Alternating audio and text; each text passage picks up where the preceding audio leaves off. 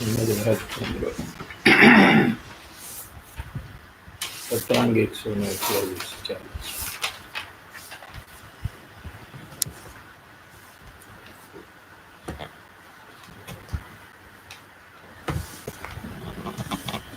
મુમુક્ષુ જ્યારે માર્ગમાં પ્રવેશ કરે છે યથાર્થ પ્રકારે,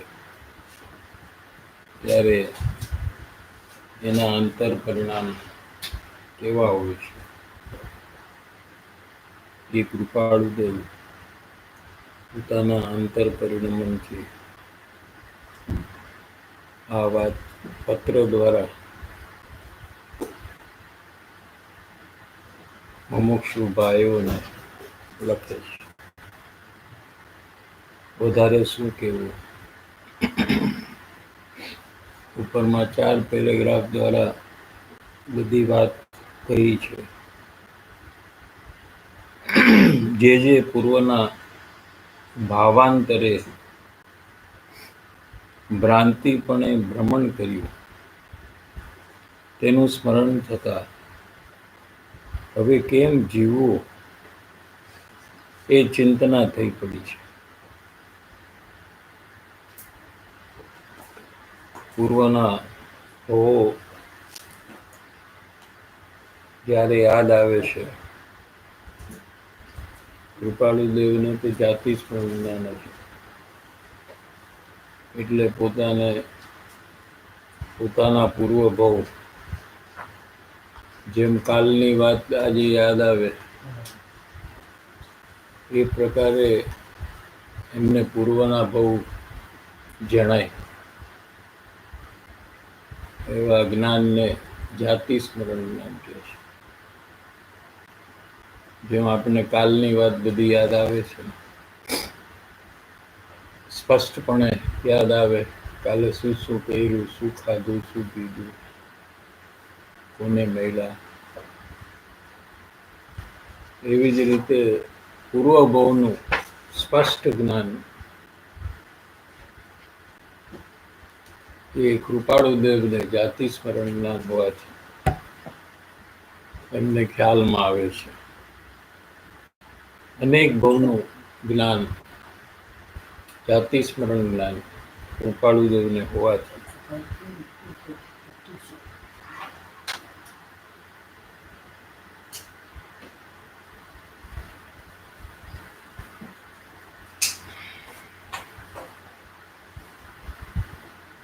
એનું સ્મરણ થતા અને એ જન્મ પૂર્વના ભ્રાંતિપણે કર્યા છે. આત્મા છું એને ભૂલીને જે ગતિમાં જન્મ થયો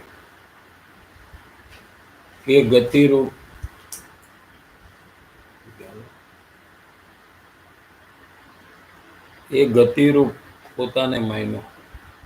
મનુષ્ય થયો ત્યારે મનુષ્ય પોતાને માયનો. તિર્યંશમાં જન્મ થયો, ગાય થયો, ભેંસ થયો,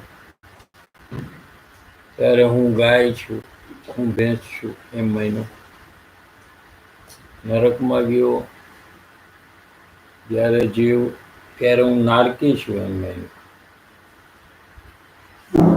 અને સ્વર્ગમાં દેવ છું ત્યારે પોતાને દેવ માન્યો.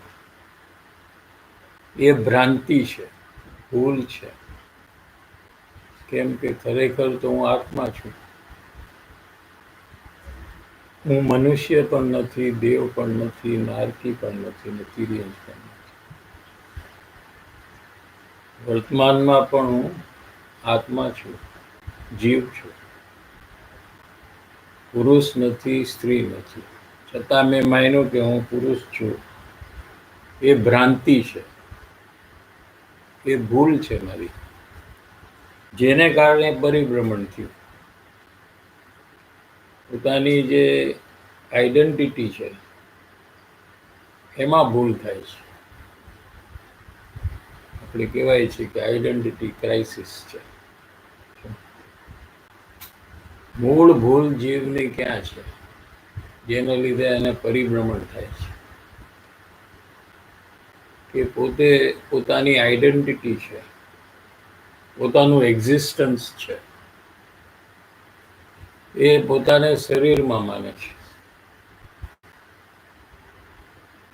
શરીર એનું થતું નથી. એના અધિકારમાં શરીર કોઈ કામ જ નથી કરતું, પણ એ એમ માને છે કે હું આ શરીર છું, પુરુષ છું, સ્ત્રી છું, બાળક છું, વૃદ્ધ છું, ગરીબ છું, પૈસાવાળો છું, શેઠ છું, નોકર છું. એ ભ્રાંતિ છે, ભૂલ છે. ખરેખર તો એ આત્મા જ છે. ગમે તે ભાવમાં એ પોતાને ભૂલી જાય છે કે હું આત્મા છું.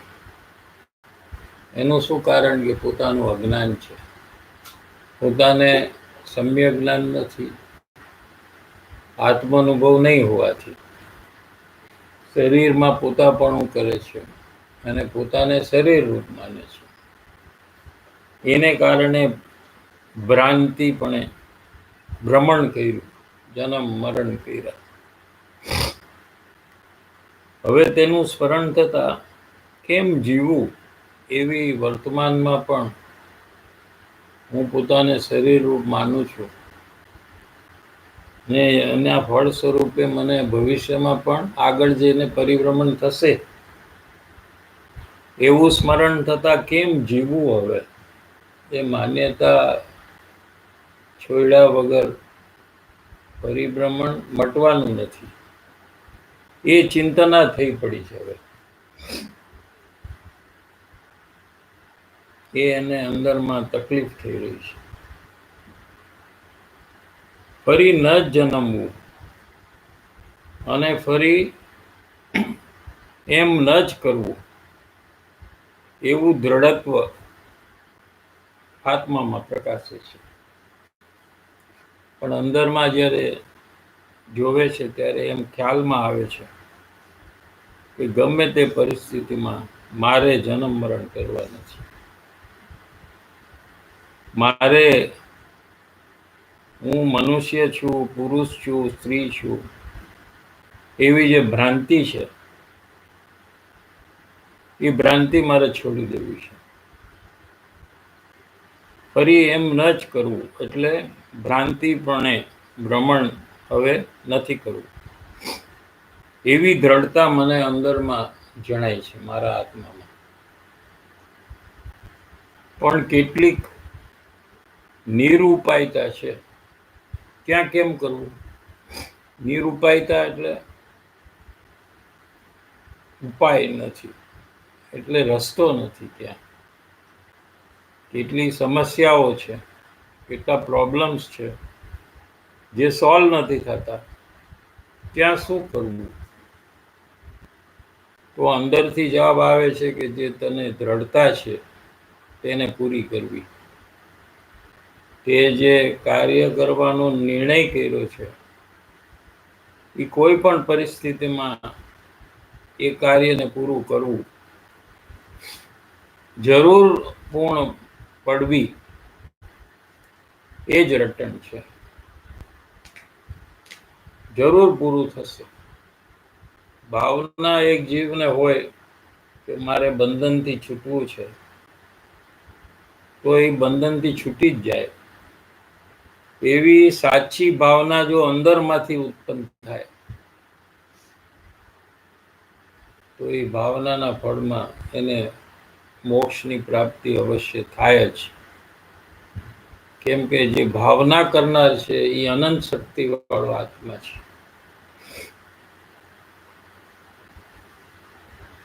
એ અંદરમાં આ કાર્ય પૂરું કરવું અને પૂરું થશે જ, એમ અંદરમાં દ્રઢતા છે, વિશ્વાસ છે. અહીંયા સુધી આપણને એવું. હવે આગળ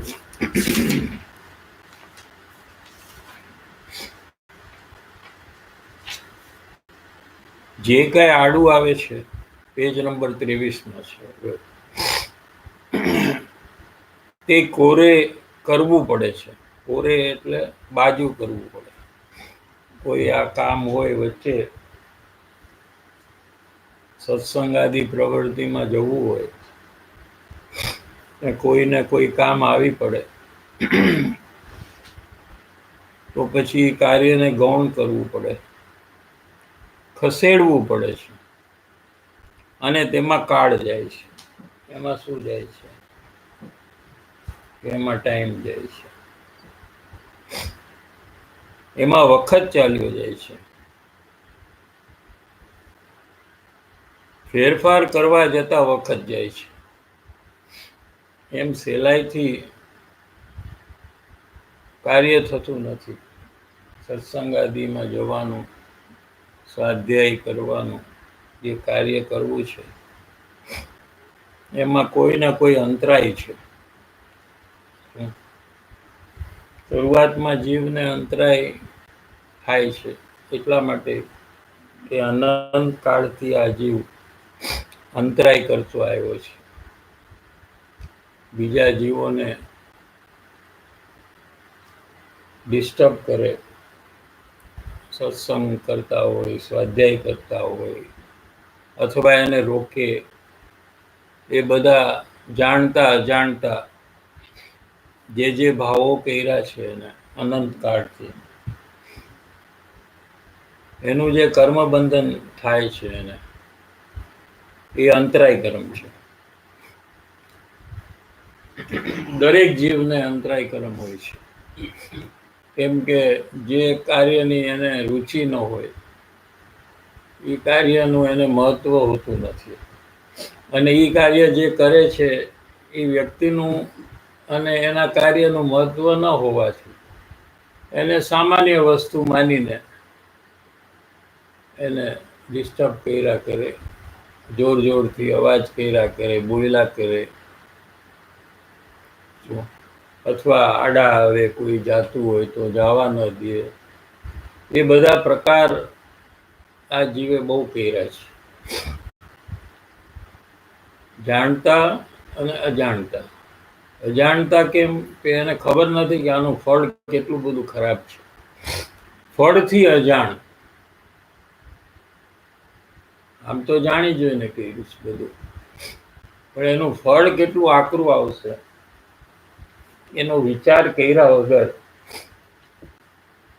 કોઈ પણ જીવને રોકવાનો પ્રયાસ કર્યો હોય ધર્મમાં, અથવા એને ડિસ્ટર્બ કરવાનું, તકલીફ થાય એનું કાર્ય એ રીતે કરવાનું, જે પ્રયાસ કર્યો છે એમાં અંતરાય કર્મ જ્યારે જીવને બંધાય છે, એ કર્મ પછી આત્મામાં એમને એમ પડ્યા રહે છે. કારણ કે આ જીવ કોઈ દી આત્મકલ્યાણ કરવા માટે પ્રયત્નવાન થતો જ નથી. જ્યારે પોતાને એવો વિચાર આવે ને એ પ્રયત્ન કરે, એ દિવસે એ બધા કર્મનો ઉદય ચાલુ થઈ જાય. એટલે એને પોતાનું સ્વકાર્યમાં આગળ વધવામાં એને અંતરાય થવા માંડે છે. આવું દરેક જીવને થાય. એને એ કાર્યને ગૌણ કરવું અથવા એ કાર્યને ખસેડવું, પોસ્ટપોન કરવું, એ બધામાં જે ટાઈમ જાય છે એનો, એ એને અંદરમાં પોસાતું નથી. કારણ કે હવે એને ખબર છે કે બહુ થોડો ટાઈમ છે અને કામ મારે બહુ મોટું કરવાનું છે. જે અનંત કાળમાં મેં કામ નથી કર્યું અને કરોડોમાં એકાદ જીવ માંડ કરે છે એવું કાર્ય કરવાનું મેં નિશ્ચય કર્યો છે. એટલે એને એક સમય પણ બરબાદ થાય એને પોસાતું નથી. એને બહુ ઉતાવળ છે.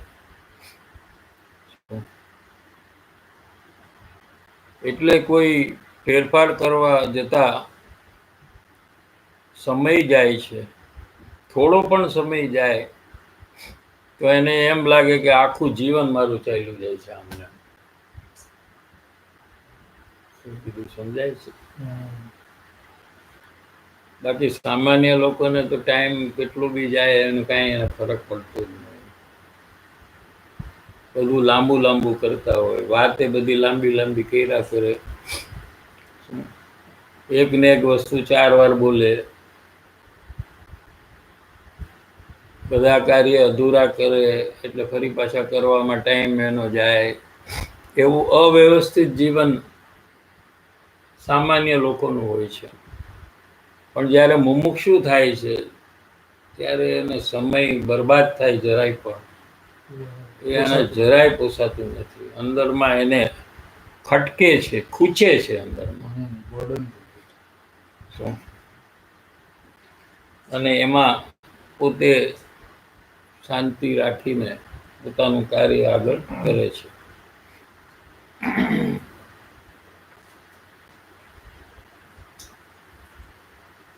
આમ તો મનુષ્ય ભાવ તો ટૂંકો છે અને એ પણ ખબર નથી કે કેટલો વખત રહેશે.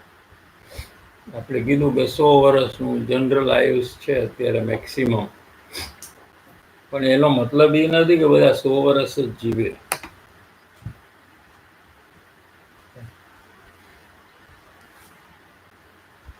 50 વર્ષમાં આયુષ્ય પૂરું થઈ જાય, 60માં એ થાય, 40માં એ પૂરું થઈ જાય, ગમે ત્યારે થાય.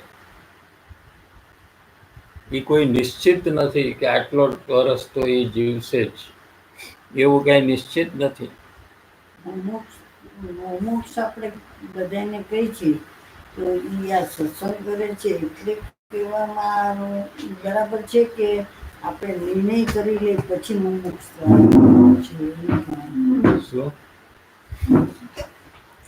મોક્ષ આપણે આમ બધાને કહે છે.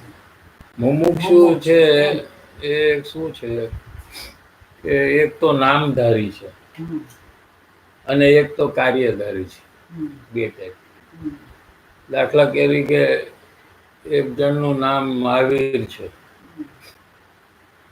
તો એ મહાવીર ભગવાન નથી કે એને આપણે પગે લાગીએ, કેમ કે એનું નામ જ મહાવીર છે, પણ કાર્ય મહાવીર ભગવાન જેવું નથી એટલે એને નામધારી કહેવાય. સમજાણું?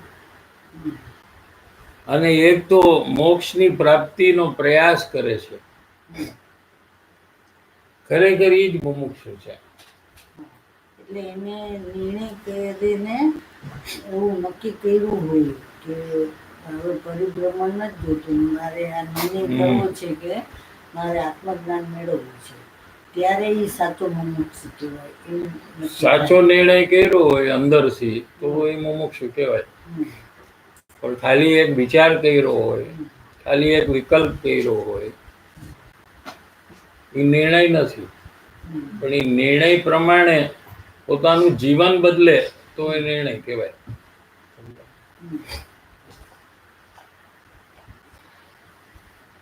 પોતાના જીવનમાં કાંઈ પરિવર્તન જ ન હોય. નિર્ણય પહેલા જે રીતે જીવતો હતો અને નિર્ણય થયા પછી પણ એ જ રીતે એનું જીવન હોય તો એને નિર્ણય કર્યો એમ કહી શકાય નહીં. એમ કેમ કે નિર્ણય અનુસાર એનું જીવન બદલાવવું જોઈએ, એનું નામ નિર્ણય. એ કાર્ય પૂરું થાય એ પ્રકારે એનું જીવન બદલાવવું જોઈએ, ત્યારે એ સાચો મુમુક્ષુ કહેવાય.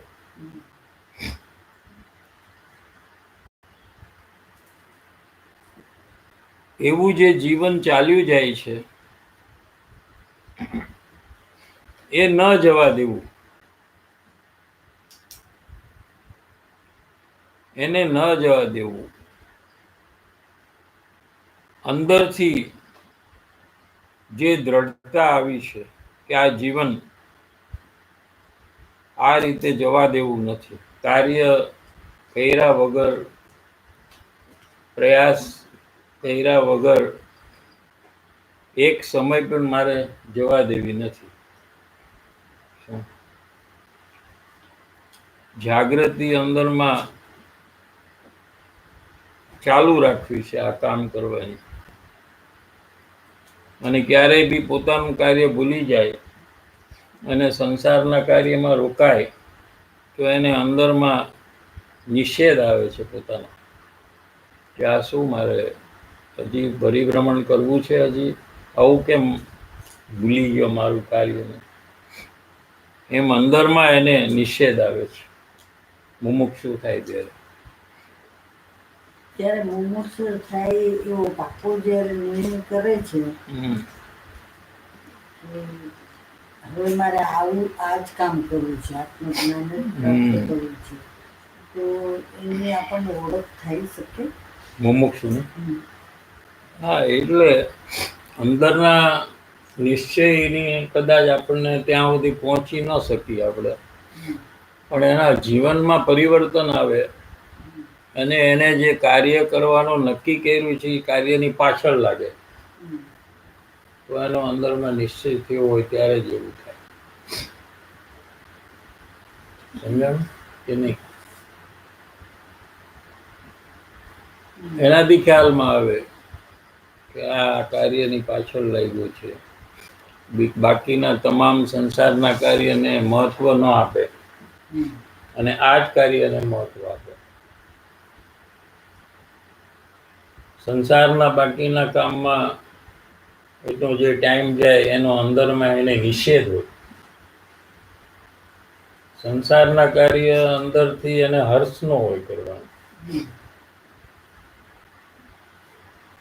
એને એમ લાગે કે આ ટાઈમ વેસ્ટ હું કરું છું. સંસારના જેટલા કાર્ય છે તમામ કાર્યમાં મુમુક્ષુને એમ લાગે કે આ હું ટાઈમ વેસ્ટ કરું છું. એક તો એને સમજાઈ ગયું છે કે કોઈ કાર્ય આપણે કરતા જ નથી.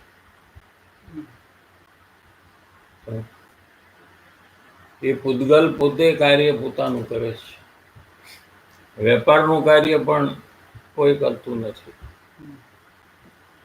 રસોઈ બનાવવાનું કાર્ય પણ કોઈ કરતું નથી, ગાડી ચલાવવાનું કાર્ય પણ ગાડીના પરમાણુ કરે છે.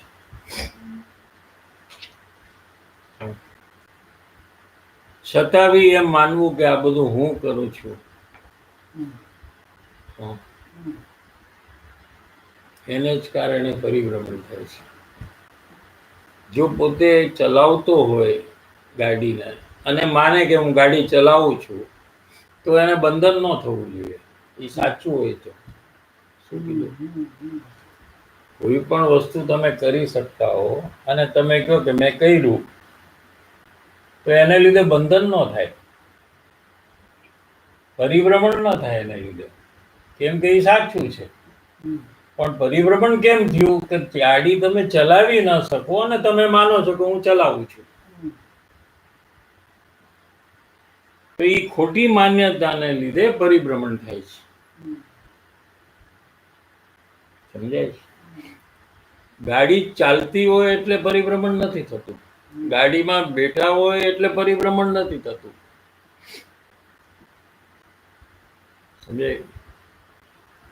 પણ આ ગાડી મારાથી ચાલે છે એવી માન્યતા જો હોય તો પરિભ્રમણ એનાથી થાય છે. પણ એ ચલાવનાર હોય ને એને એવું થાય, પણ બેસનાર બાજુમાં હોય એને બેસનાર એમ હોય ને કે આ ચલાવે છે, એને બેસનારને શું હોય? પાછળ બેઠો હોય એને ખબર હોય ને કે આ ગાડી ચલાવે છે, એને એમ નથી ખબર કે આ એના પરમાણુથી ચાલે છે, તો એને કઈ બંધન નથી પાછળ બેઠો હોય તો. એટલે ચલાવનાર અને પાછળ ગમે તે સેમ હોય બધું.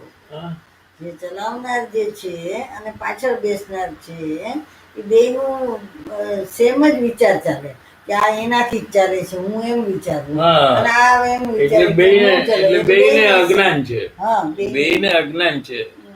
એટલે કોઈ એમ વિચારે કે આપણે શું કરીએ કે ગાડી ન ચલાવીએ એટલે આપણું અજ્ઞાન મટી જાય, તો કે એમ અજ્ઞાન નહીં મટે તારું, કેમ કે તું માનીશ કે આ ચલાવે છે,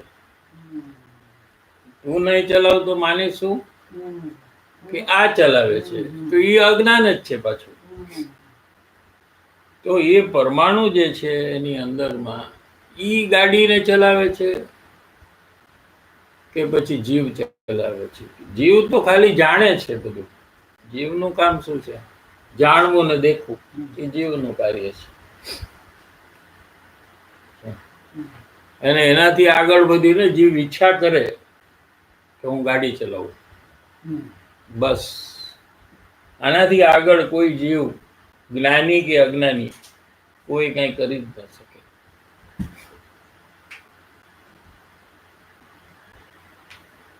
સમજાય છે કે ઈચ્છા કરે એ વાત પાછું એમ થઈ જાય ને કે આ તો હું કરું છું. ના, ઈચ્છા થાય એટલે હું કરું છું એવી જરૂર નથી. એવી કઈ જરૂર નથી. ઈચ્છાય, પણ ઈચ્છાનો બી જ્ઞાની જાણનાર છે, ઈચ્છાનો કરનાર નથી. અજ્ઞાની ઈચ્છાનો કરનાર છે એમ માને છે, પણ એ ઈચ્છાને કરી નથી શકતો. ઈચ્છાને કોઈ પણ જીવ નથી કરી શકતું. એની મેળે જ ઈચ્છા થયા કરશે. કેટલી બધી આપણને સપનામાં ઈચ્છા થાય કે જેને આપણે વિચાર્યું ન હોય, આપણે પ્લાન કર્યું હોય, સપનામાં કોકને મારી દઈએ આપણે, તો શું આપણે ઈચ્છા પ્લાન કરી હતી કે આવી તમારે મારવું છે? સપનામાં તો ઘણી વાર ખબર ન હોય કે કોણ છે, એ ન ખબર હોય. શું સપનામાં તો પર્સનને ઓળખતા ન હોય ને લાફો મારતા હોય. અંદરમાં જોઈએ તો ઈચ્છા બી હોય મારવાની, તો શું એને ઈચ્છા પ્લાન કરીને કરી છે? ઈચ્છા એની મેળે જ થાય છે. અજ્ઞાની માને છે કે હું કરું છું, જ્ઞાનીને ખબર છે કે હું જાણું છું ઈચ્છા, આવી ઈચ્છા થઈ એમ જાણું છું. એ ઈચ્છાનો પણ કરવા વાળો નથી, શરીરના કાર્યનો કરવા વાળો નથી, ગાડી ચલાવવાના કાર્યનો કરવા વાળો નથી. એ ત્રણેયને જાણવા વાળો છે.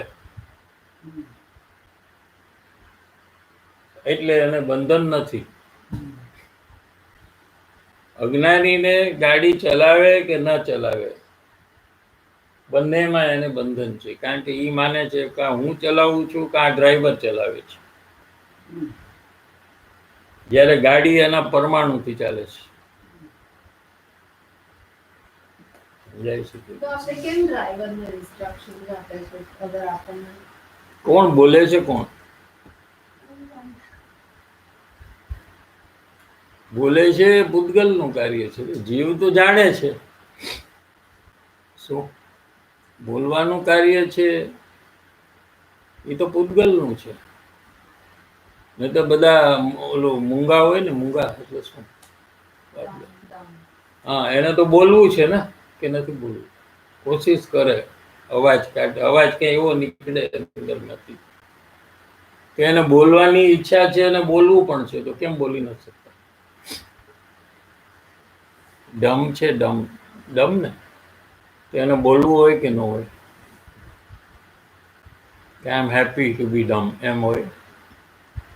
એને બોલવું છે ને, તો કેમ બોલી નથી શકતા? એ બોલવાની એને ઈચ્છા બી હોય, ડિઝાયર હોય ને બોલવાનું એને, કે ન હોય? પણ એ બોલવા જાય તો કંઈક બીજો જ અવાજ આવે, વર્ડ્સ ન આવે, આપણે સમજાય જ નહીં શું બોલે છે. તો એને ઈચ્છા છે, પણ એ બોલવાનું કાર્ય પૂતગલનું છે, એ જીવનું નથી. માટે જીવ કરી જ ન શકે.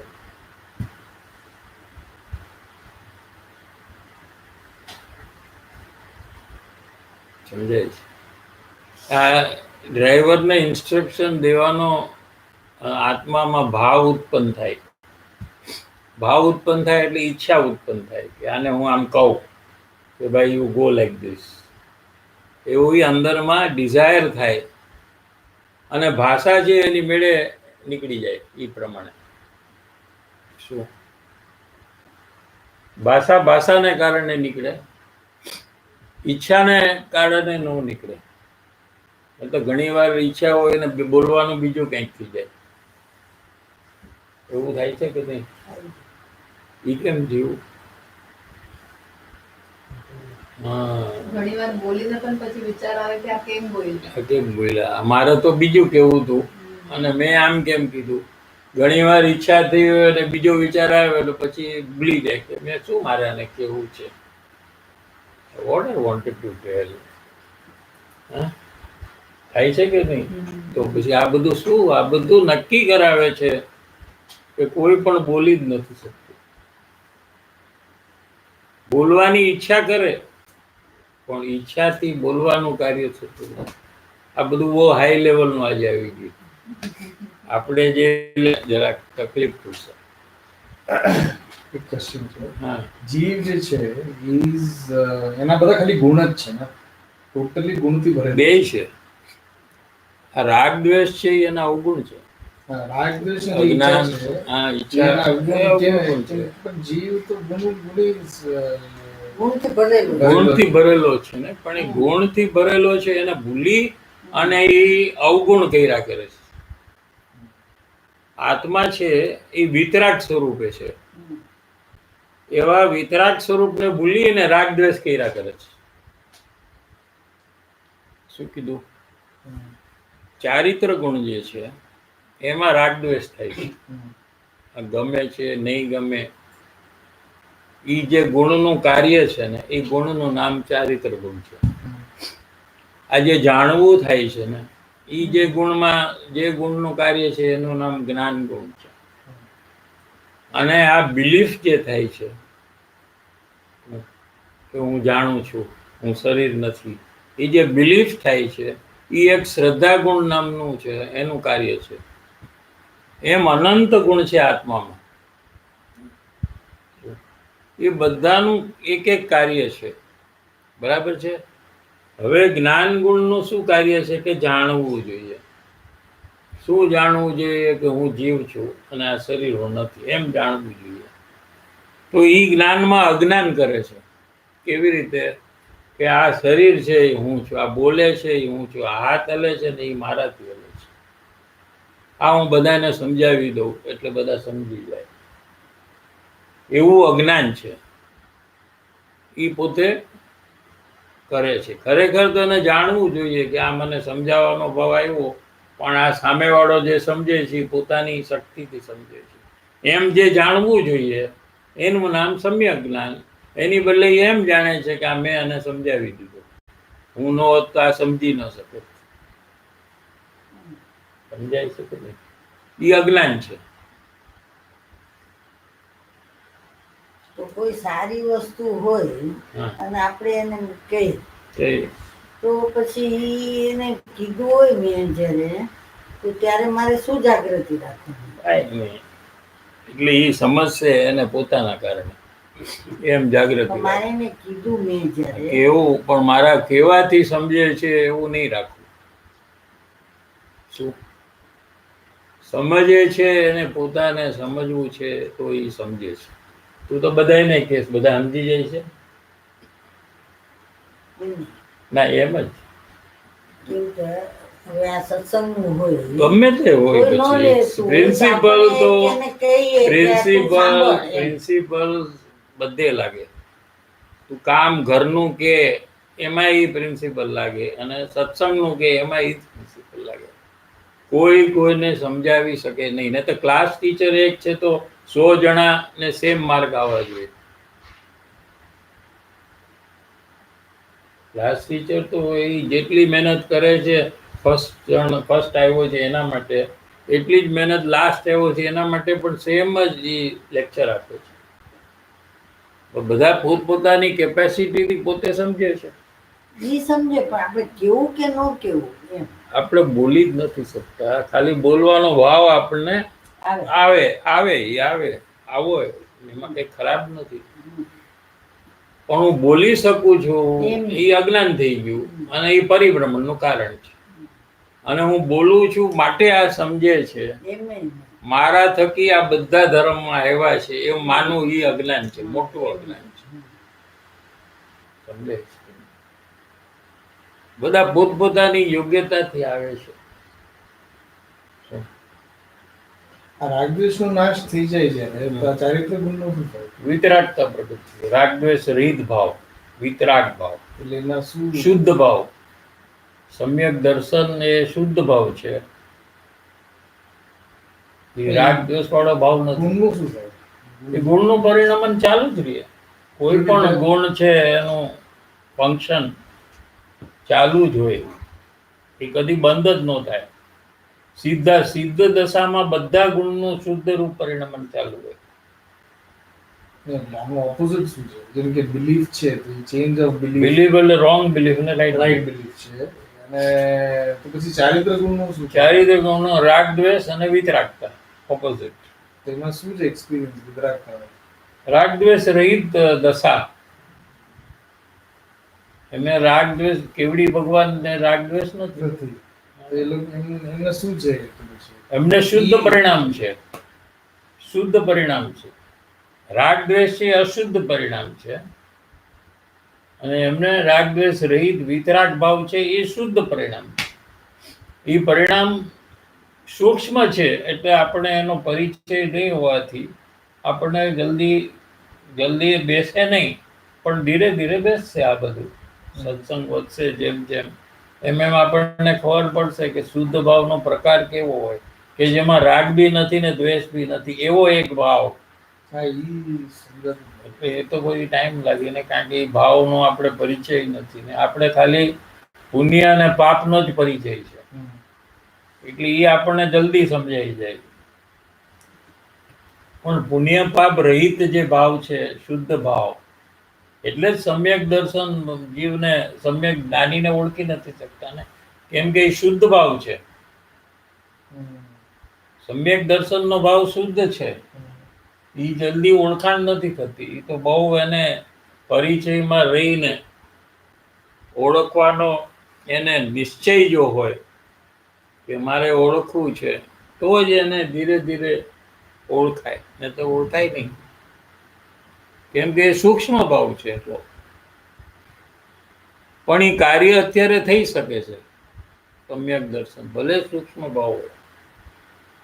એ કૃપાળુદેવ 3 મહિનાની અંદરમાં આ પત્ર લખ્યા પછી એમને સમ્યક દર્શન પ્રગટ થવાનું છે. એટલે એ કાર્ય થઈ શકે છે. એમ કૃપાળુદેવ પણ એમ જ કહે છે કે આ કાર્ય થઈ શકે ને તારે આ કાર્ય કરવાનું છે. એમ મુમુક્ષુને ભલામણ પણ કરે છે. તો થઈ શકતું હોય તો જ કે ને. એટલે શુદ્ધ ભાવ જે છે એને જ્ઞાન દશા કહી શકાય. હા, જ્ઞાન દશા એ જ્ઞાનનો શુદ્ધ ભાવ. પછી શ્રદ્ધામાં પણ શુદ્ધ ભાવ છે. આત્મા છું એવી શ્રદ્ધા થઈ ગઈ તો એ શુદ્ધ ભાવ છે. સમ્યક દર્શન પણ શુદ્ધ ભાવ છે, વિતરાગી ભાવ છે. અને ચારિત્ર જે છે એ પણ સમ્યક ચારિત્ર છે જ્ઞાની. આ ત્રણેય એક સાથે પ્રગટ થાય. સમ્યક દર્શન, સમ્યક જ્ઞાન ને સમ્યક ચારિત્ર. જ્યારે આત્માનો અનુભવ થાય ત્યારે ત્રણેય પ્રગટ થઈ જાય. અને આત્માનો અનુભવ ન હોય તો ત્રણેય મિથ્યા દર્શન, મિથ્યા જ્ઞાન અને મિથ્યા ચારિત્ર, ત્રણેય મિથ્યા હોય. બિલીફમાં ઇઝીલી સમજાય છે કે શરીર મારું છે, એ બિલીફ ચેન્જ થઈ ગયું, અને જીવ જે મારી ઓરિજિનલ આઈડેન્ટિટી છે એને મેં બિલીફ સ્ટાર્ટ કરવાનું ચાલુ કર્યું. પણ આ જે રાગદ્વેષ છે ને, એ રાગદ્વેષ મને પહેચાનમાં આવે છે. પણ રાગદ્વેષ જે જ્ઞાની છે એ કેવી રીતે રાગદ્વેષ, જ્ઞાનીને ડબલ ભાવ છે. એને સમ્યક ચારિત્ર પણ હોવાથી આત્માનો શુદ્ધ ભાવ પણ છે, અને હજી કેવળ જ્ઞાન પ્રગટ નથી થયું, એટલે એમને વચ્ચે રાગ દ્વેષનો પણ ભાવ છે. બે ભાવ છે. એક વાડ છે, એના બે છેડા છે. જોયું છે? આ લોકો બતાવે છે. વાડના એક વાડ, એના બે છેડા. એક છેડો આત્મામાં છે ને એક છેડો બહાર છે. જે બહાર વાળો છેડો છે એમાં રાગદ્વેષ છે, અને અંદર વાળો છેડો છે એમાં શુદ્ધ ભાવ છે.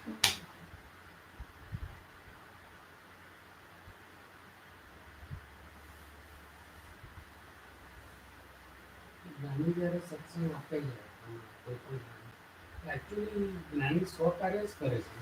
જેની અંદર ક્લેરિટી છે કે હું સમજાવી નહીં શકું, હું મારાથી તો એટલે એ જ્ઞાની એમનું જ જે શુદ્ધતા છે કે લીનતા છે એ વધારે છે સત્સંગના પીરિયડમાં. હા, પણ અમને અજ્ઞાનીને એવું લાગે છે કે મને સમજાવે છે. એટલે એવું એટલે લાગે કે આપણે સમજીએ તો સામે જે છે એને સમજાવનાર છે એમ કહેવાય. શું કીધું?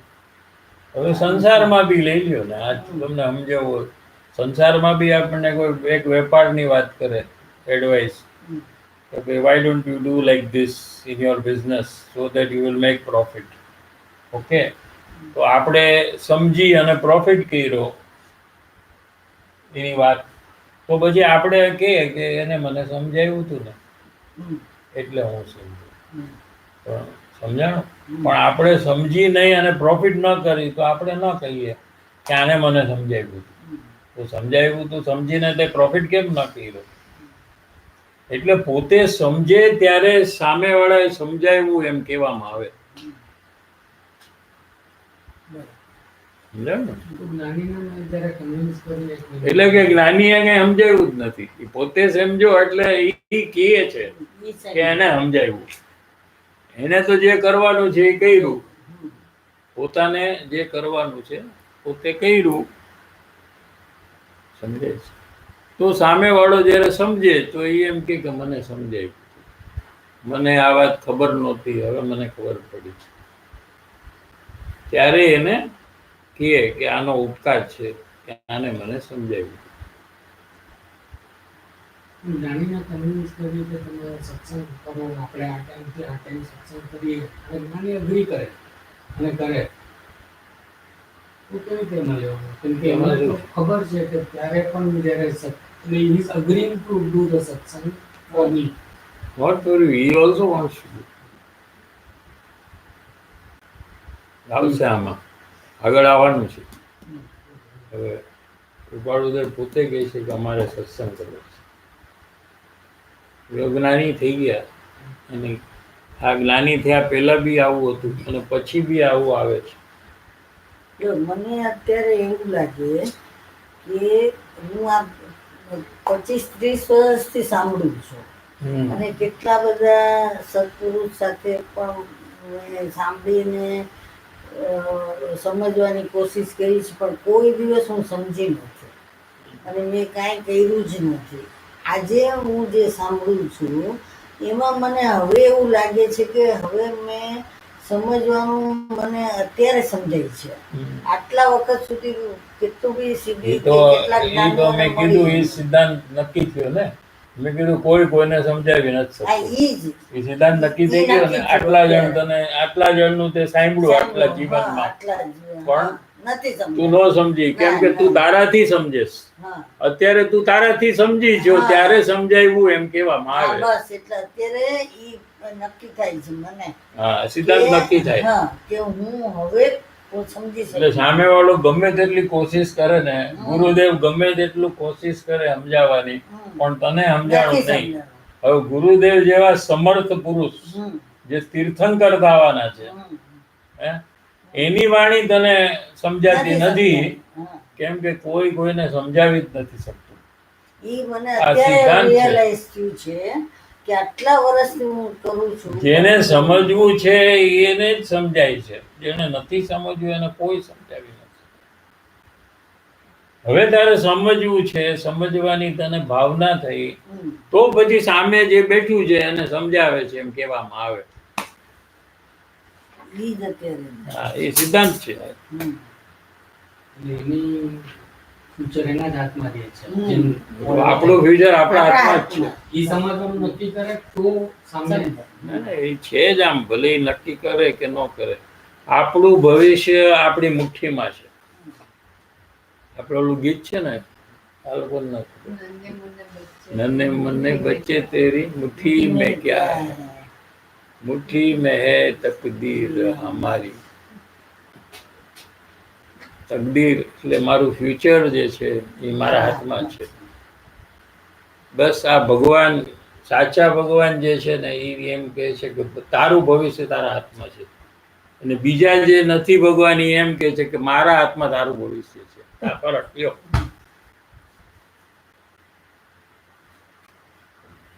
સમજાણું? તો પછી આપણને એવા ભગવાન કેમ ન ગમે કે જે આપણું ફ્યુચર આપણા હાથમાં આપે, આપણું ફ્યુચર ઈ કંટ્રોલ કરે, એવા ભગવાન આપણને કેમ ગમે છે?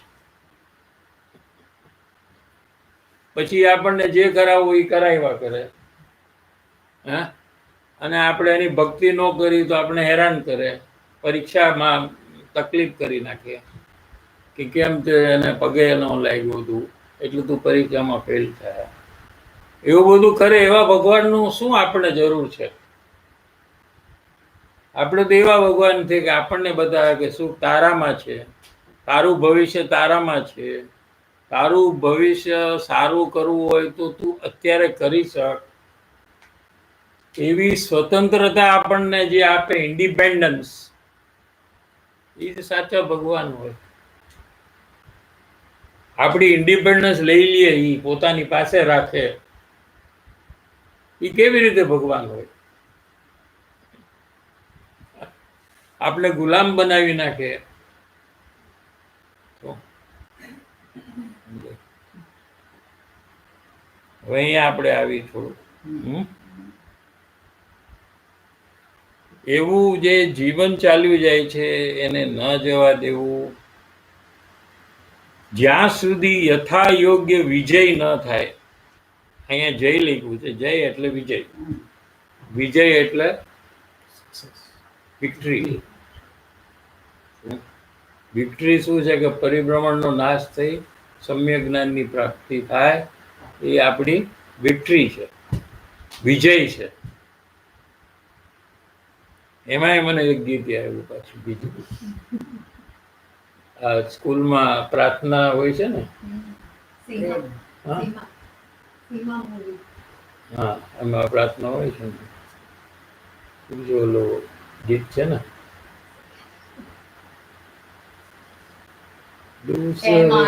दूसरे की जय बोले अपनी खुद की जय करे, हमको मन की शक्ति देना. સ્કૂલમાં પ્રેયર હોય છે, તમારે થતો હતો. વિજય કરે દૂસરો પંજાબી સ્કૂલ હા આમાં હોય બધે એ લોકો, हमको मन की शक्ति देना, मन विजय करे, दूसरे की जय के पहले खुद की जय करे. બહુ સારું છે. થોડું થોડું એમાં ધર્મનું ઘણું બધું છે આખું. આજે જ મેં સાંભળ્યું હતું પાછું. કેટલા બધા સોંગ ઘણા ટાઈમથી કનેક્ટ કરવા માટે. હા, એટલે તમને એવું લાગે છે કે આવીને ધાર્મિક ઓલાથી પણ એપ્લિકેબલ છે? એટલે આ બધી વાતો પ્રસિદ્ધ છે, ક્યાંક ને ક્યાંક ભગવાનની વાત જે છે એ કોક ને કોકમાં અંદરમાં છે, અને એ વાત બહાર આવે છે ગમે ત્યાંથી. શું શું કે છે? જો જ્યાં સુધી યથાયોગ્ય એટલે મારું કાર્ય પૂરું થાય અને મારો પરિભ્રમણ અને દુઃખથી વિજય થાય, ત્યાં સુધી મારા અંદરમાં દ્રઢતા છે, મારો દ્રઢ નિશ્ચય મને દેખાય છે.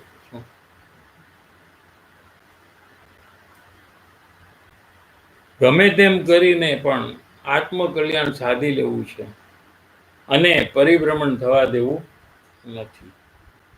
હવે તેનું કેમ કરવું? આવી દ્રઢ ભાવના છે, એનું હવે મારે કઈ રીતે આગળ વધવું? કદાપી કોઈ રીતે તેમાંનું કંઈક કરીએ એટલે સંસારના બધા કાર્ય ની વચ્ચે મારે મારું કામ પૂરું કરવું છે, કારણ કે કાર્ય સંસારના તો પૂર્વકર્મ પ્રમાણે મળ્યા છે, એટલે એ કાર્યને છોડીને ભાગી જવાય એવું તો છે નહીં. જે જવાબદારી છે મારી, શું એ બધા કાર્ય સંસારના કાર્ય છે, એની વચ્ચે મારે આ કામ પૂરું કરવું છે. એટલે બધાને અવગણીને, સંસારના બધા કાર્યને ગૌણ કરીને ભૂલી તો એ કાર્ય બગડી જાય અને કોઈ સામેવાળા છોડે નહીં. એટલે ભૂલીને ન થાય. હા તો આજે તમે કોઈને કીધું હોય કે ભાઈ તમે છે ને આ વસ્તુ લઈ આવજો, હા, હવે મુમુક્ષુ હોય તો હું ભૂલી ગયો, તો સામેવાળો છોડી દે ને કે ના એ ના ચાલે, તમે ભૂલી ગયા આ બધું નહીં ચાલે, જાઓ પાછા લઈ આવો. હા, એટલે ભૂલે નહીં મુમુક્ષુ હોય તો બરાબર યાદ રાખે, કેમ કે એને બીજી વાર નથી જવું.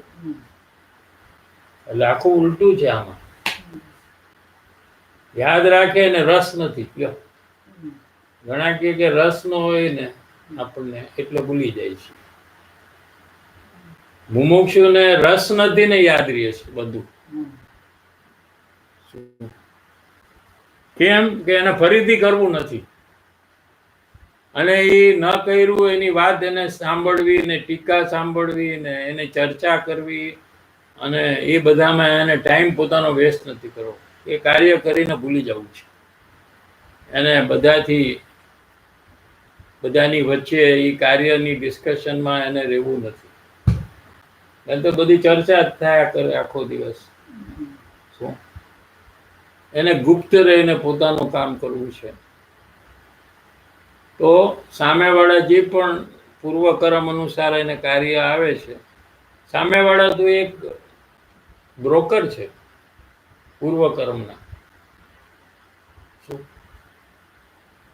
ખરેખર તો એના કર્મનો ઉદય છે, એટલે એને વેપાર આદિ પ્રવૃત્તિમાં જોડાવવું પડે છે, કે ઘરનું કોઈ કાર્ય કરવું પડે છે, કોઈ કહે એમ એને કરવું પડે છે. એ જે કહે છે એ બ્રોકર છે. શું છે? માલ છે પૂર્વકર્મનો, પણ એ કોકના દ્વારા એ આવે છે. એ બધા બ્રોકરો છે. એટલે એના ઉપર રાગ દ્વેષ કરીને મતલબ નથી, કારણ કે એ લોકોએ તો કઈ કર્યું જ નથી. સમજાય છે કે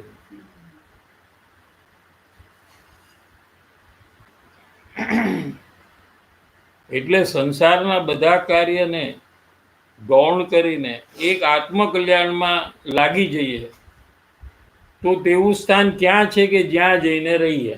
પહેલો જ વિચાર જીવને એ આવ્યો કે મારે હવે ક્યાં જઈને રહેવું, એવું સ્થાન ક્યાં છે. એટલે કૃપાળુદેવને પોતાને જ જ્યારે અંદરમાં મંથન ચાલ્યું છે, હવે આપણે આ કામ પૂરું કરવું છે, તો આપણે કોના સમાગમમાં જવું?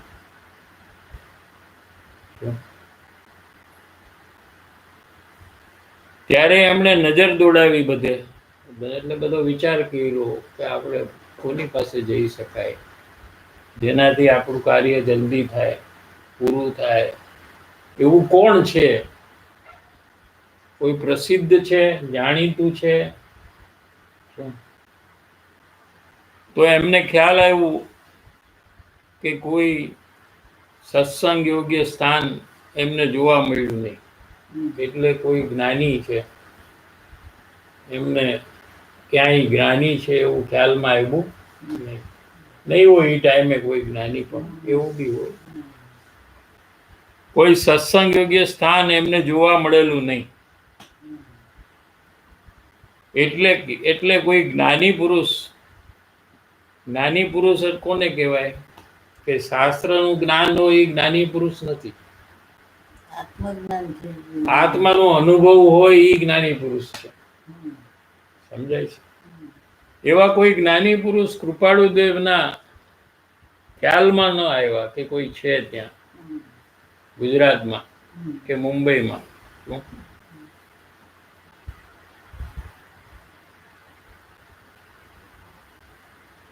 કોઈ જ્ઞાની પુરુષ, કોઈ એવા સત્સંગીઓ નહોતા કે બધું છોડીને જ્યાં બેસી જાય. જો હોત તો એ જ્ઞાનીના ચરણમાં જઈને બેસી જાય. શું એવી તો પોસિબિલિટી છે કે જ્ઞાની જે લાસ્ટ લાઈફમાં જ્ઞાની થઈ ગયા છે, અહીંયા આ લાઈફમાં he is in sum other country only, અને હી ઇઝ ડુઈંગ એમને બધા જે અંદરમાં જે છે એ બધી એબિલિટીઝ જ્ઞાની જે છે એની છે એવી જ છે, બિલીફ એ જ છે, but he is living because એમ આવ્યું છે ને કે પાંચમા આ જે વારો છે એમાં જ્ઞાની પુરુષ હોય જ. તો એવી રીતે પોસિબલ છે કે it could be in some secular some other country કે એવી રીતે હોઈ શકે. જ્ઞાની છે એ પંચમારામાં જન્મે નહીં કોઈ પણ એરિયામાં, પણ જન્મ કર્યા પછી આત્મજ્ઞાન કરી શકે.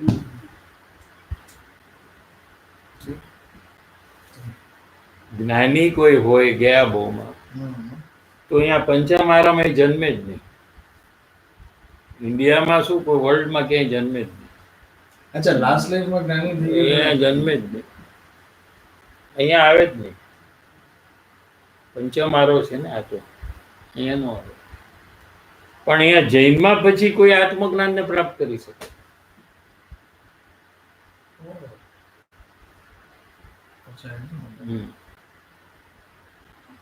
જ્ઞાની જો એનું આયુષ્ય નો બંધાણું હોય અને પેલા એને આત્મજ્ઞાન થાય તો નિયમથી સ્વર્ગમાં જ જાય અને વૈમાનિક દેવ જ થાય. અને એનું આયુષ્ય બંધાઈ ગયું હોય મનુષ્યનું કે નરકનું કે તિર્યંશનું, અને પછી એમને આત્મજ્ઞાન થાય, એવું પણ થઈ શકે. આયુષ્ય બંધાઈ ગયું છે નરકનું તો આત્મજ્ઞાન ન થાય એવું નથી. આયુષ્ય એટલે નક્કી થઈ ગયું હોય to go next life this place. એને મનુષ્યનું આયુષ બંધાઈ ગયું હોય અને પછી એને આત્મજ્ઞાન થાય તો એ અહીંયા મનુષ્ય ન થાય, ભોગ ભૂમિમાં મનુષ્ય થાય. આ કર્મભૂમિ છે, જ્યાં ઘઉં ને ચોખા ઉગે ને એને કર્મભૂમિ કહેવાય. હા, ભોગ ભૂમિમાં તો ઝાડની નીચે બેસે એટલે જે જોઈ મળી જાય એટલે નામ ભોગ ભૂમિ. ત્યાં કલ્પ વૃક્ષ હોય, જેવી કલ્પના કરે એ વસ્તુ આવી જાય. ત્યાં પછી ખેતરમાં જમીનમાં ઘઉં ચોખા ઉગાડે એવું બધું ન હોય. એનું નામ ભોગ ભૂમિ છે. એ પણ એક જગ્યા છે, ત્યાં જ એનો જન્મ થાય. મનુષ્ય હોય તો, તિર્યંશ હોય તો એ ભોગ ભૂમિમાં જ તિર્યંશ થાય, અહીંયા નો આવે. શું ત્યાં જેટલા તિર્યંશ છે ને, અજ્ઞાની પણ હોય ને જેટલા જ્ઞાનીય હોય એ બધા સ્વર્ગમાં જ જાય. ત્યાંથી એ લોકોના બધા ભાવ જ એવા હોય ઉજ્જવળ, એ એવા સ્થાનમાં જાય. જ્ઞાની જો મનુષ્યનું આયુષ બાંધ્યું હોય કે તિર્યંશનું આયુષ બાંધ્યું હોય તો ભોગ ભૂમિમાં જાય. અને નરકનું આયુષ બાંધ્યું હોય તો પેલી નરકમાં જ જાય, એનાથી ઉપર નો જાય, એટલે એનાથી નીચે નો જાય. 7 નરક છે, 7 ટોટલ. અને 7મી બહુ ખરાબ છે, પેલા કરતા બીજી ખરાબ, બીજા કરતા ત્રીજી ખરાબ, ત્રીજા કરતા ચોથી ખરાબ, એમ નીચે 7 નરક છે. શું આયુષ્ય વધતા જાય, પેલાથી બીજી નરકના આયુષ મોટું, કરોડો વર્ષોનું હોય, લાખો વર્ષો, કરોડો વર્ષો. 7મી નરકમાં તો એમ જ લાગે કે આપણે કાયમ અહીંયા જ છીએ, નરકમાં અહીંથી નીકળવાના જ નથી. એટલું બધું મોટું આયુષ્ય હોય, એટલું બધું દુઃખ વધારે હોય, એટલા બધા ટેન્શન, પ્રોબ્લેમ, ઝઘડા, મારામારી, કાપાકાપી, એ બધું વધતું જાય. જેમ જેમ નરક વધતી જાય ને એમ એમ વધતું જાય. તો સૈનિક રાજા જે હતા, રાજા હતા કે એમને શિકારનો ભાવ બહુ હોય, શિકાર, હન્ટિંગ. તો એમને હન્ટિંગ કરવાનો બહુ શોખ હતો. તો એમને 7મી નરકનું આયુષ બાંધ્યું હતું. 7th હું બાંધ્યું હતું. ત્યાર પછી એમને આત્મજ્ઞાન થયું તો 7મી માંથી પેલી નરક થઈ ગઈ. તો નરકમાં જવાનું. જૈનમાં ન્યાય છે, કોઈ પણ ભગવાન હોય તો એ તમે ખોટું કર્યું, સજા, યુ કેનોટ એસ્કેપ. બીજા ધર્મમાં તમને કન્સેશન, ડિસ્કાઉન્ટ બધું આપે, અહીંયા કાંઈ નહીં. હવે 7મી નરક ઇઝ લાઈક અ ઓશન,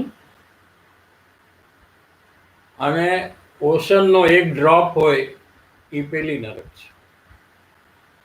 તો સાતમી નરકનું કેટલું છે એ ઇમેજિન. પહેલી નરકમાં 84,000 વર્ષનું આયુષ છે. 84,000. It's a drop in ocean. સાતમી નરક ઇઝ લાઈક અ ઓશન. એમાંથી પહેલી નરકમાં આપણા જે પહેલા તીર્થંકર છે ને નેક્સ્ટ અહીંયા થવાના છે. 81,500 યર્સ પછી અહીંયા તીર્થંકર થવાના છે આ જગ્યામાં. એની વાત ચાલે છે, એની સ્ટોરી આપણે અત્યારે કહી છે. એમનું નામ મહાપદ્મ છે, પહેલા તીર્થંકરનું નામ. એ અત્યારે નરકમાં છે. ત્યાંથી આવશે સીધા અહીંયા તીર્થંકર પોતે અને મોક્ષમાં વ્યા જશે અહીંથી સીધા.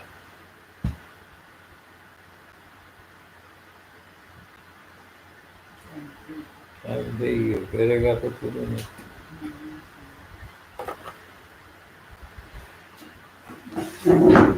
2 minutes break.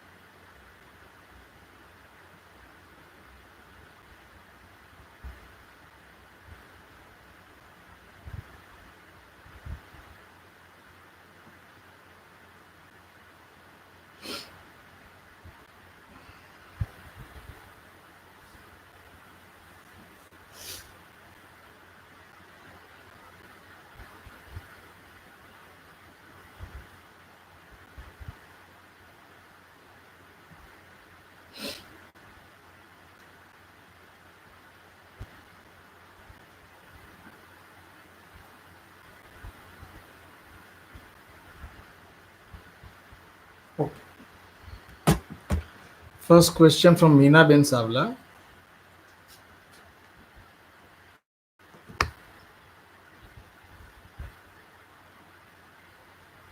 વાત આવી કે પરિભ્રમણની વેદના વગર દ્રઢતા ન આવે.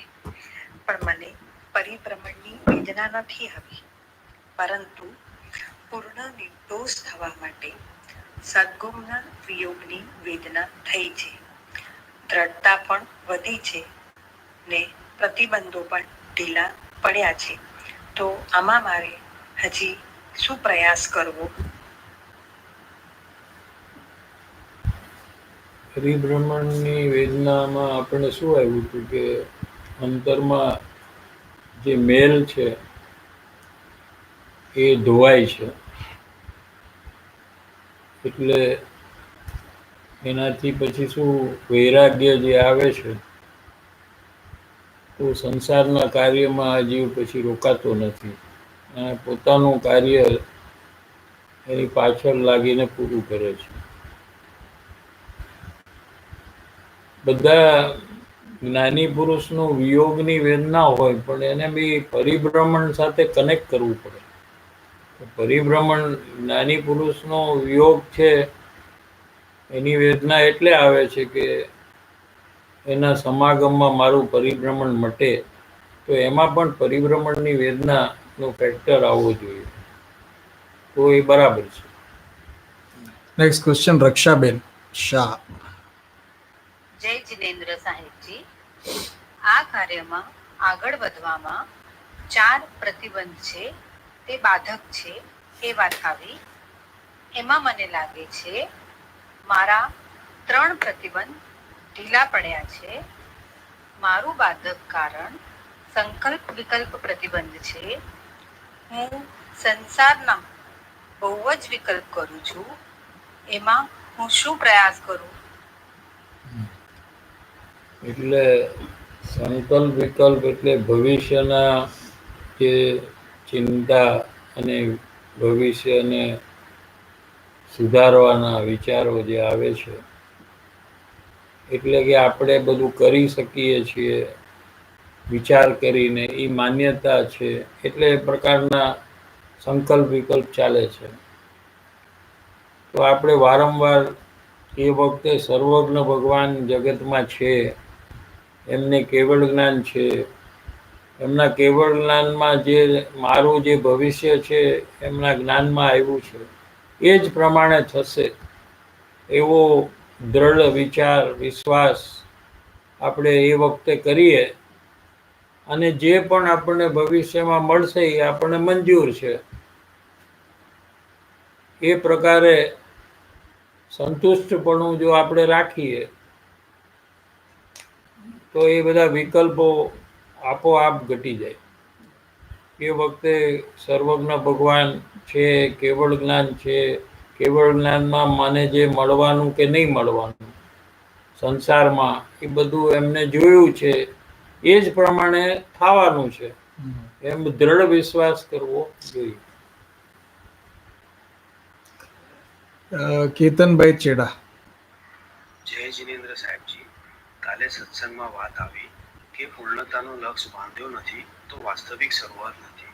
તો એમ લાગ્યું કે કાલનો મારો ફર્સ્ટ દિવસ હતો. દેવગુરુ શાસ્ત્રનું બહુમાન આવ્યો, સત્સંગની વેલ્યુ આવી. તો ક્વેશ્ચન એ છે કે ગોલ સેટ કરી રહ્યો છું તો સંસારના પદાર્થનો એટ્રેક્શન કેમ ઓછો કરું કે ગોલ સેટ કરવામાં બાધક ન થાય? કાલે વાત આવી ગઈ કે ભાઈ જે વસ્તુનું અટ્રેક્શન છે એ પદાર્થ ઉદ્ગલ છે અને અનંત પરમાણુથી બનેલો છે, એ પ્રકારે આપણે એને જોવું. એ આખું જે કમ્પ્લીટ વસ્તુ છે એનું આકર્ષણ છે, પણ એના અંદરમાં જે પરમાણુ છે ભિન્ન ભિન્ન એમ જોવું, એમ જોવાની પ્રેક્ટિસ પાડવી, અને એનાથી આપણને સુખ મળવાનું જ નથી. સુખ મારામાં છે, અંદરમાં છે, આત્મામાં છે, એવો દ્રઢ વિચાર દ્રઢ નિશ્ચય કરવાથી એ આકર્ષણ આપોઆપ ઘટી જશે. Shwetaben next question. साहिब जी, जब बात आई कि जीव समझता है तो अपने कारण से ही समझता है, तो मेरे अंदर मुझे ये ख्याल आ रहा है कि कई बार जब ज्ञानी पुरुष बोलते हैं तो कई बार 3 बार बोलते हैं तब जाके मैं समझ के वो प्रयास करती हूँ, कई बार 1 बार में भी वो प्रयास करती हूँ. तो मेरे अंदर में वो क्या कमी है, या इज इट द डिसीजन का लैकिंग है, या व्हाट इज द रीजन कि मैं ये 1 बार में जो मुझे समझना है वो ना करते हुए मैं टाइम उसमें ले रही हूँ? एक बार प्रोग्रामिंग करવું બહુ જ ગમે છે. एक बार जब आप समझते हैं एक बार में, तो आप कैसे वो कार्य करते हैं, ऐसा ही हर एक बार करो तो हर एक बार आप एक बार में समझ जाएंगे. लीनाबेन वोरा. મને લેપટોપ પર પ્રોગ્રામિંગ કરવું બહુ જ ગમે છે. જ્યારે એ ચાલુ કરું ત્યારે ત્યારે મને પ્રયોગ કરવાનું યાદ ના આવે, મને પરિભ્રમણની વેદના કરવાનું ઈચ્છા જ ન થાય. પણ જ્યારે એનાથી કંટાળી જાઉં ત્યારે એ ઈચ્છા આવે. પણ મેં એ નોટિસ કર્યું છે કે હું પ્રોગ્રામિંગ કરવામાં એટલું અંદર સુખ માનું છું કે મને દુઃખ થાય છે એ લાગતું જ નથી. તેના પહેલા નથી. એટલે એમાં શું છે કે પ્રોગ્રામિંગ કરતી વખતે એમાં એટલે ગમે છે કે આપણે એમ માનીએ છીએ કે મારાથી પ્રોગ્રામ થાય છે, અને આપણે જો વિચારીએ તો પ્રોગ્રામિંગ થવાનું કાર્ય એ પૂતગલનું છે. એમ આપણે જો જોવાની કોશિશ કરીએ કે આપણે ખાલી ઈચ્છા કરી છે પ્રોગ્રામ કરવાની, અને જે પ્રોગ્રામ થાય છે એ એની મેળે પોતાની મેળે એ પ્રમાણે થઈ જાય છે. ક્યારેક થતું બી નથી, એટલે ખબર પડે છે કે આપણી ઈચ્છાથી નથી થતું, ને તો દર વખતે થઈ જવું જોઈએ. અને ક્યારે બહુ સારું થાય છે ને ક્યારે બહુ મીડિયોકર થાય છે. એમ અલગ અલગ પ્રકાર દેખાય છે, એ બતાવે છે કે આપણે કરતા જ નથી. તો એ વખતે આપણે જાગૃતિ અંદરમાં રાખવી કે ભાઈ આ કાર્ય છે એમાં હું ખાલી ઈચ્છા જ કરું છું, અને એ ઈચ્છાને ને લેપટોપને ને પ્રોગ્રામને હું જાણું છું, એ સિવાય મારું કંઈ કાર્ય નથી. બાકીનું કાર્ય તો એ પૂતગલ પરમાણુ એની મેળે કરે છે. એમ જોવાથી એ કાર્યનો જે તીવ્ર રસ છે એ આપોઆપ ઘટી જશે. नेहाबेन, जय जिनेन्द्र साहब जी, अभी जो परिभ्रमण की वेदना की बात आई तो एक ये समझ में आया कि परिभ्रमण नहीं करना है, तो एक इसमें से एक पॉजिटिविटी आ रही है साहब जी। पर जैसे कि पहले जो नेगेटिविटी रहती थी कि यहाँ जाना होगा वहाँ जाना होगा, तो वो नेगेटिविटी कम हो रही है बल्कि पॉजिटिविटी ज़्यादा हो रही है। तो इसमें कुछ रॉन्ग हो रहा है क्या साहब जी? क्योंकि मतलब डर लगने की बजाय मुझे अब अच्छा लगने लगा है साहब जी।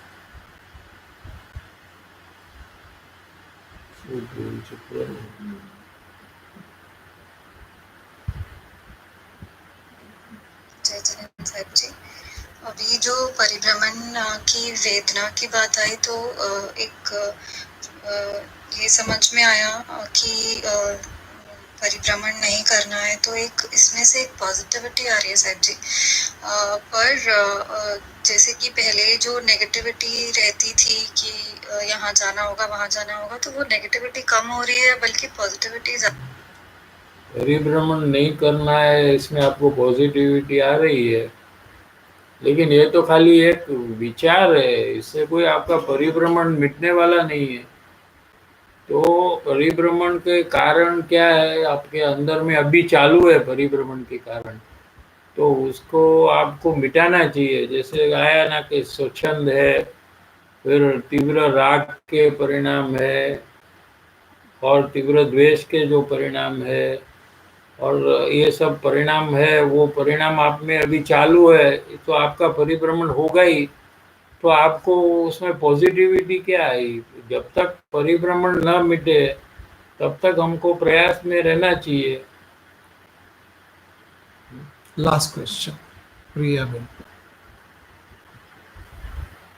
जय जिनेन्द्र साहब जी, जैसे कि कल आया बाहर का आकर्षण कम हो तो मेरे को दृढ़ता बढ़ेगी मार्ग में, एंड खुद में ऐसे लग रहा है कि बाहर का टीवी मूवी घूमना फिरना ये सब आकर्षण कम हुआ है, एंड सत्संग का आकर्षण एंड रुचि बढ़ी है और टाइमिंग से भी बढ़ा है, फिर भी दृढ़ता नहीं आने का क्या कारण है और दृढ़ता बढ़ाने के लिए मैं क्या प्रयास करूँ?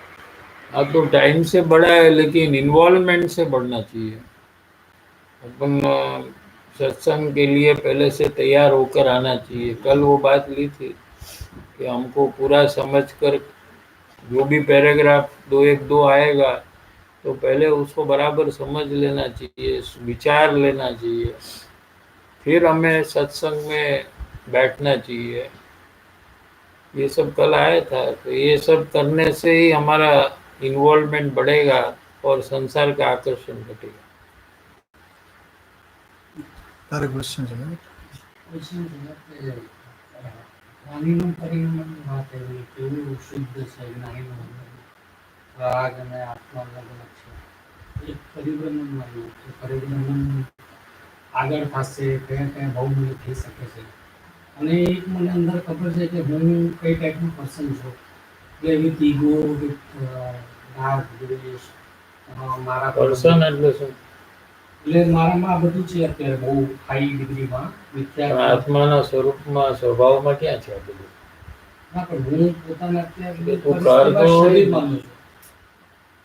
તો પછી શું ચર્ચા જ કરી? શરીર માને તો અહીંયા શરીરને ઉપદેશ નથી.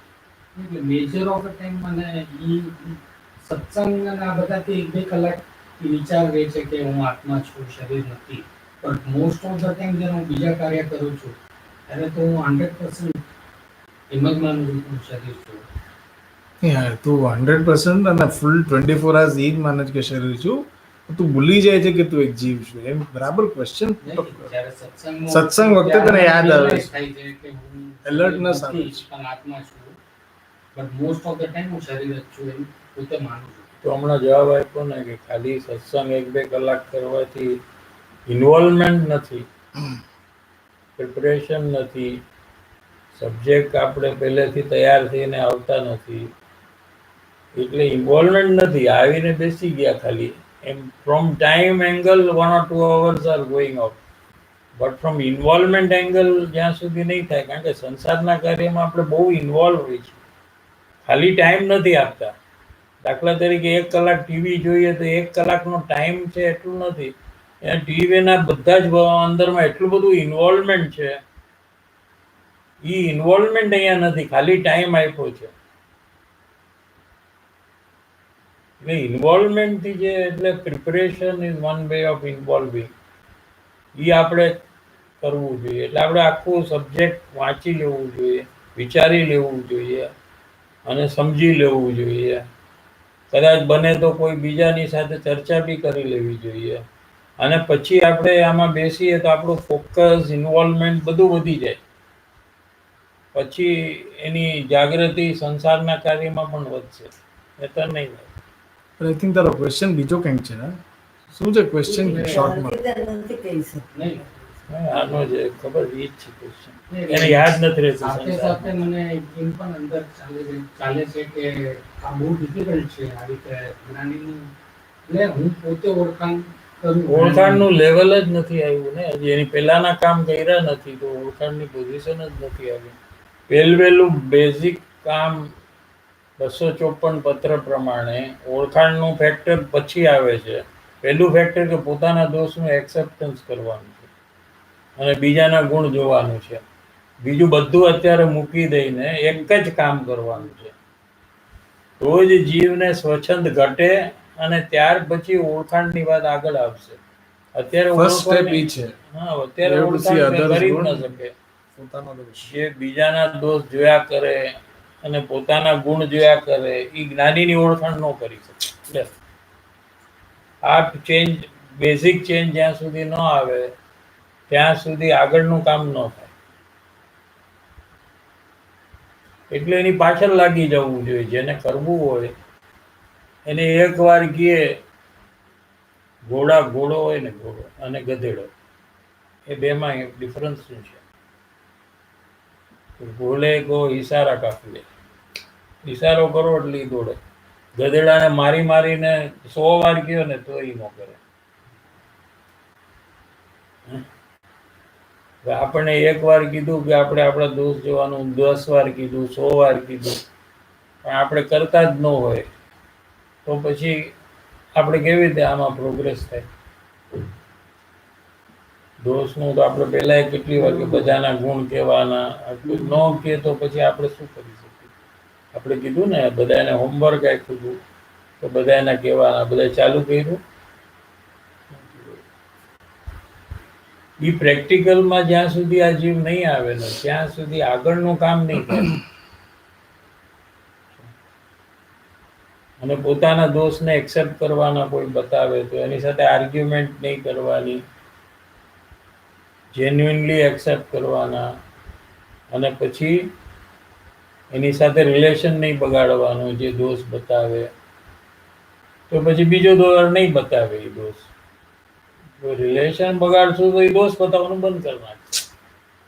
આજે હું તને કંઈ દોષ કહું ને તો મોઢું ફરી જાય, તું મારી સાથે બોલવાનું બંધ કરી નાખ, તો પછી નેક્સ્ટ ટાઈમ હું તને દોષ બતાવું કે ન બતાવું? હું ન બતાવું. તો તારે મારી સાથે રિલેશન બેટર કર તું મારી સાથે, કેમ કે તને હું બીજો દોષ બતાવીશ, ત્રીજો બતાવીશ, તો તને બેનિફિટ મળશે. સમજાણું? એ બધું આપણે પ્રયાસમાં નહીં આવીએ તો પછી જ્ઞાનીને ઓળખવાનું તો બહુ આગળનું છે, કે એમાં તો મોક્ષનું રિઝર્વેશન થઈ જાય, ઓળખાણ થઈ જાય. એકવાર જ્ઞાનીને જે ઓળખે ને એને મોક્ષમાં એને જવું જ પડે. પછી એ પોઝિશન છે, એટલું વર્ક છે. એ કાંઈ થોડું આમ મફતમાં થઈ જાય. હા, 2 પૈસા દઈને મર્સિડીઝ ગાડી લઈ લેવી છે એમ કંઈ મળે? 5 rupees I have got. I give you 5 rupees, give me Mercedes then. Who is going to give you for 5 rupees? You have to pay the price for Mercedes to get Mercedes. એવી રીતે આ સસ્તામાં નહીં મળે. તમારે આ બધા પ્રયાસમાં આવવું જ પડશે જો આગળ વધવું હોય તો. અને બધી સત્સંગની વાતે સમજવામાં આવશે. અંદરમાં જે બધું સ્વચન છે ભરેલું ઘટશે ને તો હજી વાતે અંદરમાં વધારે સૂઝ આવશે. ઘણી વાત તો આપણને ઉપરથી સમજાણી છે હજી, એટલે આપણે અસર નથી કરતી ને, ઇમ્પેક્ટ નથી, કાંઈ અસર નથી ને. આપણે સંસારના કાર્ય વખતે અસર ચાલુ રહીએ એવી અસર નથી. Okay, we are ending today's session. Jai Jinendra everyone, and thank you.